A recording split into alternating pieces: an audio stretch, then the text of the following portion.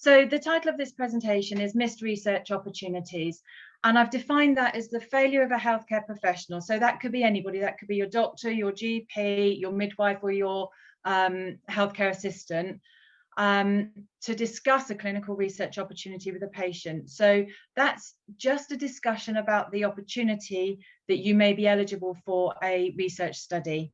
So I'm not asking them to consent them, I'm not asking them to randomize, I'm just asking these clinicians to raise the discussion that there is an opportunity that they may be eligible for. So that's kind of the thing that we're looking at today. So I'm a research midwife, and essentially, as I was just chatting to you guys a little bit earlier on, I'm a nurse and a midwife by trade, and I've worked in the NHS for 27 years.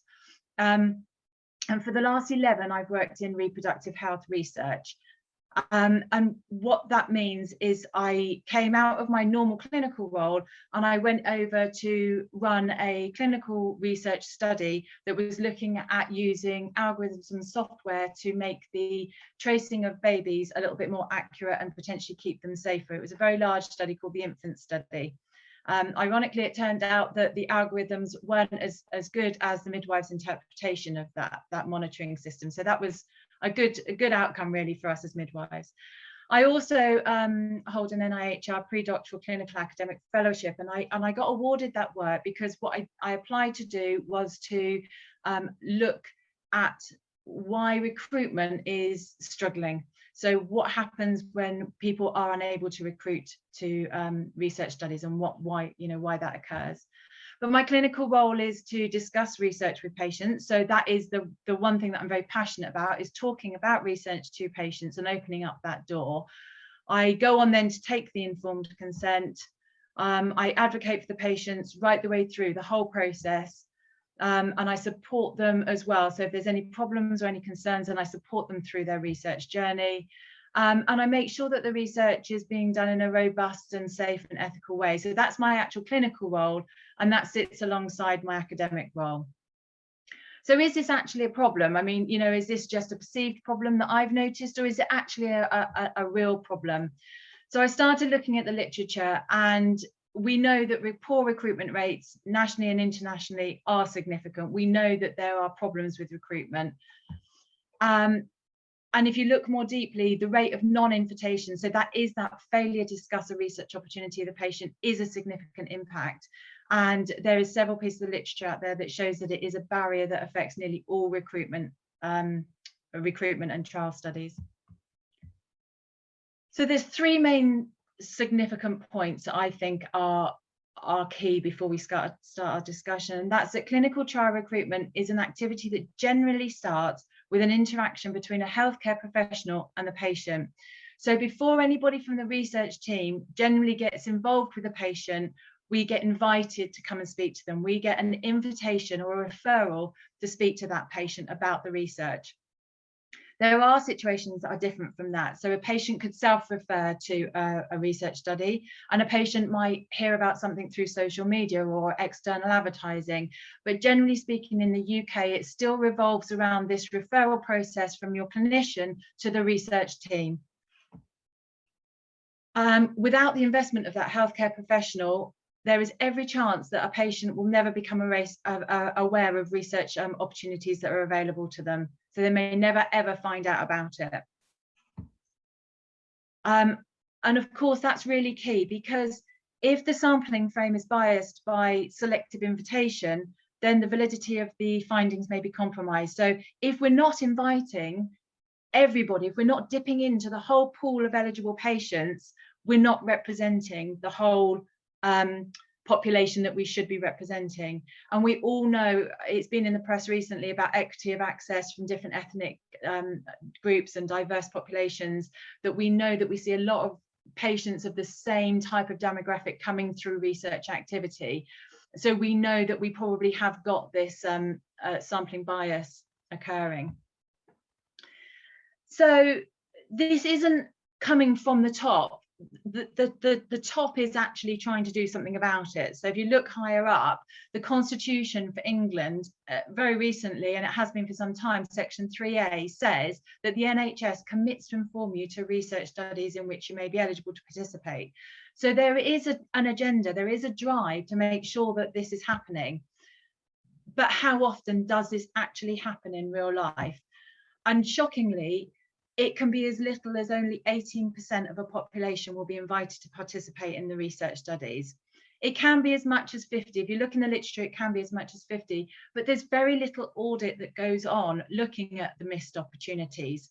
All the research that's out there tends to look at why patients say no to research. What can we do to encourage patients to say yes?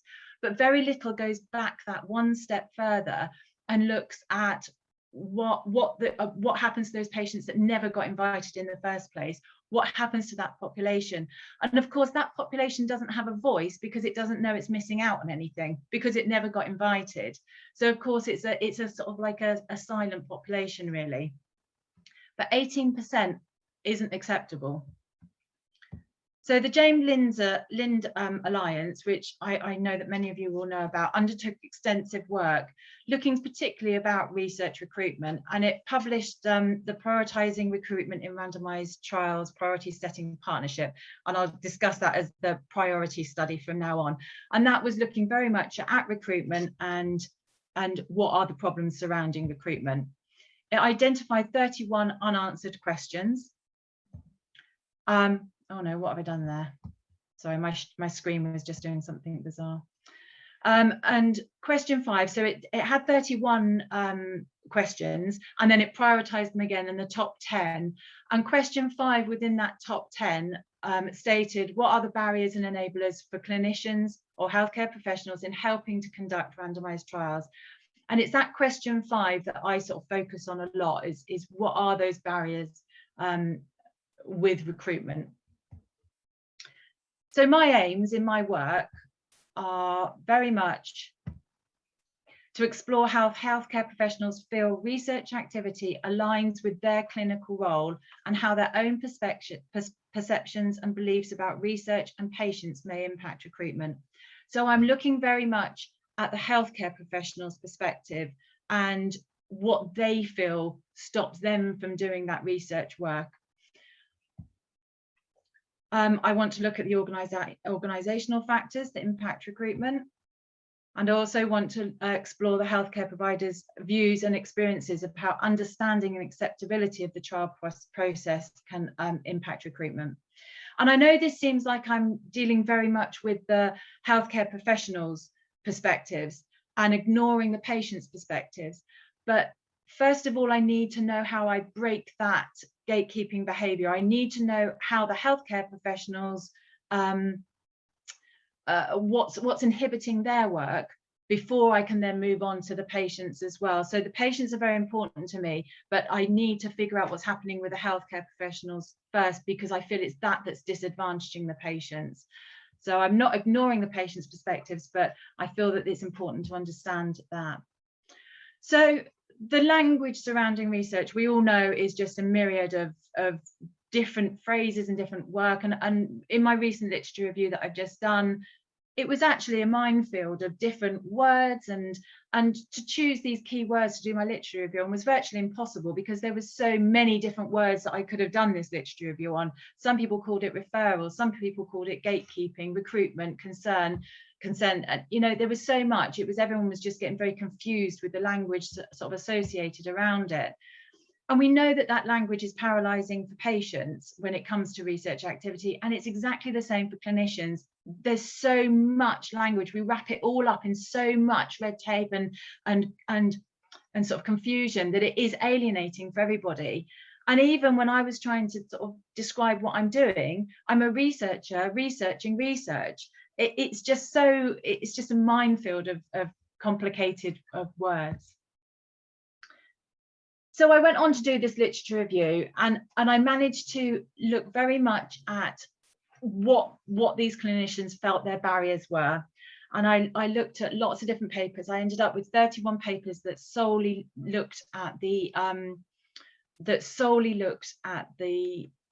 issues that clinicians had, rather than interventions that people had tried to overcome problems with, or patients' perspectives. And I found 31 really good papers that actually looked at that. And then I did a thematic analysis, and I drew out 5 main themes. And what I will do is I will go on to discuss those themes briefly with each of these 5 themes, and discuss kind of what the key points were of that. So initially it was understanding the trial and the trial process. So that was one of the main barriers. Recruiters' perception of the patient and perceived barriers. So if you were a healthcare professional, it was what you felt the patient was like, and how they could cope. The acceptability of the trial and the trial process and the interventions. The effect on clinical care and the dual role, and the organisational issues. And as I say, I'll go in and I'll just discuss those in a little bit more detail, what the literature actually showed.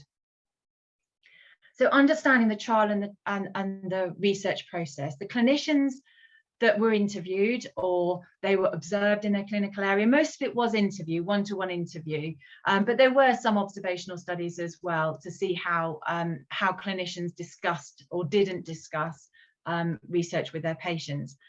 But a lot of them expressed that they had a lack of understanding about the trial or the trial process. So they were already coming from a position of vulnerability. They didn't understand it. And therefore they had a lack of confidence, because they'd had no formal training. So they didn't feel confident about speaking to patients about research opportunities, because they hadn't had any formal training. It doesn't constitute part of their clinical training. And we've spoken about the complexity of words and the complexity of eligibility criteria. If you've got somebody that's got 2 or 3 research studies running in their clinical area, it's unacceptable to accept that they're going to remember all the eligibility criteria for all of them. And they felt that it was kind of open to interpretation. They felt, well, let me just get this cat down. Go away. Right, so they felt that the eligibility was open to interpretation, and that they could use their own clinical interpretation to decide whether they discuss a study with a patient. And patient and staff were also fear of breaching their professional code of conduct. So we had midwives that were interviewed, GPs, doctors. They were quite concerned, especially nurses and midwives. They felt like they might step outside of their clinical code of conduct by the NMC, and felt that maybe that they would breach that, or they would breach confidentiality, that they would do something wrong if they extended that role, and just a general lack of experience. And then the recruiters' perceptions of the patients and the perceived barriers. And I guess you guys are going to not feel comfortable with this, as I didn't feel comfortable with it, but there was something that was called the good patient, and this was identified by clinicians, and it was about a patient's suitability for research being assessed by the clinician. So they would assess things like mental health, whether they felt that they'd be compliant, what their socioeconomic status was. So could they afford to come into the study could they afford the bus ride? Could they afford the parking? Educational attainment, would they understand it? Did they have ability to read things? And that would all contribute to their decision to discuss a trial with a patient. And they would gatekeep these patients as if they didn't feel they were suitable enough. And this is a paternalistic approach to care. So they felt that they had this, these are my women, these are my patients, and they had a paternalistic sort of approach to looking after them and deciding what was best for them. And that goes across to research as well. They didn't want to burden the patient. So none of this is coming from a position of neglect or malice. It's not something that they didn't want to do for any sort of uncomfortable reasons, but much more of a protective position that they seem to come from. They felt they had this advocacy role. And this all comes down to gatekeeping, this term gatekeeping, where the healthcare professionals is the door between the patient and the research, and they choose whether or not that door is open. They take on this self-appointed role of gatekeeping, and they decide whether or not that door should get opened. So the next theme was the acceptability of the trial and the trial process and intervention. So a healthcare professional personal experience and anecdotal evidence certainly can disrupt their sense of equipoise. So equipoise, and I don't mean to teach you to sort of things that you don't already know, but just to be clear, so equipoise is this uncertainty about something. So if you decided whether or not antibiotics useful in a certain situation, you'd have to be unsure whether or not they were. If you wanted to know whether or not somebody needed to have surgical intervention for something rather than radiotherapy intervention for something, you'd have to be uncertain as to whether or not which one was the best outcome. And that uncertainty is equipoise. And a lot of clinicians don't have that equipoise because they have a lot of training, a lot of personal experience, a lot of personal clinical experience or stories that all lead to their confidence in the care that they want to deliver. And actually to ask them to have equipoise in something might be quite difficult, and I'll discuss that again a little bit later. They need to, would their patients be either advantaged or disadvantaged? And the healthcare professionals would need to have confidence in their safety, and they expressed that they didn't necessarily have confidence in their safety if they were going into a study. And again, they didn't like the eligibility criteria. Sometimes they disagreed that actually some patients were not suitable when they were deemed by the Research Ethics Committee as being suitable for that study. Sometimes they didn't believe in the value of the study and its relevance. They believed that it'd been proven time and time again that surgery was the best outcome for that patient, and not radiotherapy, or antibiotics weren't necessary in the situation when they were. And actually they didn't believe in the study, and therefore they won't recruit to it. So personal equipoise isn't often overpowered by the community equipoise. So studies are developed because there's this community equipoise. We believe as a community that we don't know the answer to something, but we have to let that community equipoise overcome our own personal beliefs to allow us to recruit onto those studies. Healthcare professionals often felt apologetic and awkward about discussing research studies with patients. And they were concerned about the reaction they might get if they did have those discussions with them. And they didn't quite often like the thoughts of using placebos or randomization. They didn't like to flick a coin to decide which care pathway. That goes against what clinicians feel is the right way to decide the care for a patient. Randomization, they didn't like that. And they don't like the use of placebos because they feel that some patients weren't getting anything, whereas other patients were getting an opportunity. And sometimes even the study trial title was enough to put patients off. And I've got to agree with that one, to be fair, because I've had a study that I was running to do with endometriosis, and it was called Terror because it was an international study. And you know, Terror is not the ideal name for a study, to be fair. So effects on clinical care and the dual roles that healthcare professionals perceived. So there was a difficulty in combining dual roles. They felt very much that there was two completely separate roles, and they had difficulty in combining those. That clinicians quite often don't identify as researchers. They feel it's a completely different area, and they don't identify as that being part of their role. They occasionally even showed indifference or even antagonism towards the research role. And I often liken this to the story of the little red hen, and I don't know whether you remember this story. I read it as a child, but it was about the little red hen asking for someone to help grind the bread, and asking for someone to help cut the corn, and asking for somebody to help with the process of making this lovely loaf of bread. And everybody in the end wanted to eat the loaf of bread, but nobody wanted to be involved in getting the loaf of bread, all the work that was involved. And as healthcare professionals and clinicians, we like to be involved in delivering evidence-based practice. You know, that's very much high on our agenda. We believe very passionately about it, but there is this very little involvement in the process of research and wanting to be involved in that. In most cases, clinical care was always shown as the priority, and they expressed the concerns over normal care being missed or interrupted by research. And I have that all the time. Even now, even this week, we have clinicians at work that say we haven't got time to discuss that because it's going to delay this. And they see it so low down the priority list that they don't want to jeopardize the flow of their clinical work by taking that extra time to discuss a research opportunity.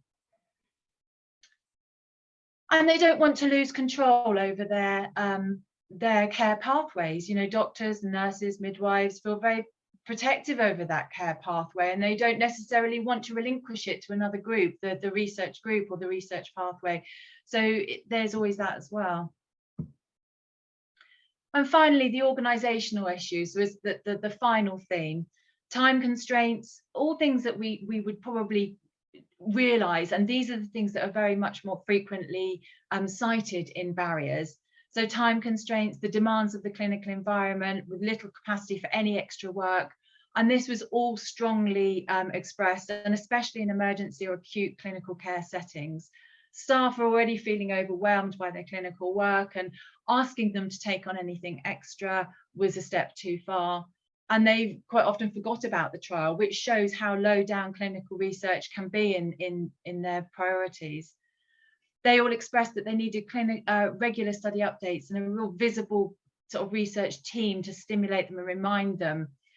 And they also said there was little acknowledgement or incentive to undertake the extra work. So there's nothing to incentivize clinicians to take on any extra research work.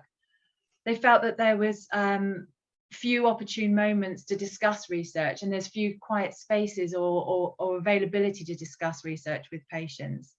And their under-resourced clinical staff and environments just didn't lend itself to speaking about research with these patients. And sometimes too many studies. If there's 3 or 4 studies in a clinical area, that was it. It just overloaded the staff, and they just disengaged with all of the research that was going on. So breaking those 5 themes down, I broke it down into 2 further sort of themes, and that was extrinsic and intrinsic issues. And the extrinsic issues were much more comfortable for healthcare professionals to discuss, and they were externally influenced practice, such as the busy wards, the complexity of the trial information, the circumstances that the individual had little control over and no responsibility for, really. And some literature goes on to describe those extrinsic things as excuses, really. And then there's the intrinsic ones, and that's the paternalism that we've been speaking about, and the equipoise, factors that have deep-rooted personal origins and derived from training, experience, beliefs, stories, and emotions. And overcoming those issues is much more complex. So there's some key points to end with, really. And I think these are that the influence that a healthcare professional can have over a patient's access to research and their subsequent decision making process can't be underestimated. But gatekeeping behaviour and paternalistic references to patients are actually inappropriate in a healthcare setting and really must be challenged. The delivery of trial information is delicate interaction where the patients can be subtly or explicitly influenced by the healthcare professional. And then we've got to look at the validity of the consent process. And validity of results must be considered if the complete population of eligible patients isn't being accessed. So the next steps for me, and I think other people that are looking at this priority question 5 as well, is to actually audit and research the missed opportunities. We need to really know how many patients are missing out on these opportunities and publish those missed opportunities, because those patients haven't got a voice. So we need to make everybody aware of that. We need to research that initial point of contact with a potential participant. So we need to really understand what happens at initial point of contact, what influences are going on at that point of contact. We need to examine the strategies to overcome the gatekeeping behaviour and maybe look at embedding research into the clinical care settings much more deeply. And maybe consider the appropriateness of the healthcare professional discussing research in depth and look at alternative strategies. So at the moment, what I'm thinking, and I'd be really interested in your thoughts on, is whether or not we're asking too much of healthcare professionals, and that these barriers are too much to overcome, and whether or not we just need access to all the patient populations and then really bespoke trained practitioners in roles such as myself. We go and speak to those patients and we have that unbiased, well-trained, well-timed conversation, and we take away that responsibility from the healthcare professionals. We've worked for the last 10 years to try and overcome these problems, and nothing's necessarily changing. So maybe we need to look at a completely different strategy. Because literally, as a, it's a very twee little quote, but when everybody's included, then everybody wins. So I'd be really interested to have any of your thoughts on any of the things that I've sort of discussed today, and see whether you feel that I can have a different direction, or whether we think there's something else I could do. Thank you so much for listening. Right. Thank you, Susan. I'm going to now stop the recording.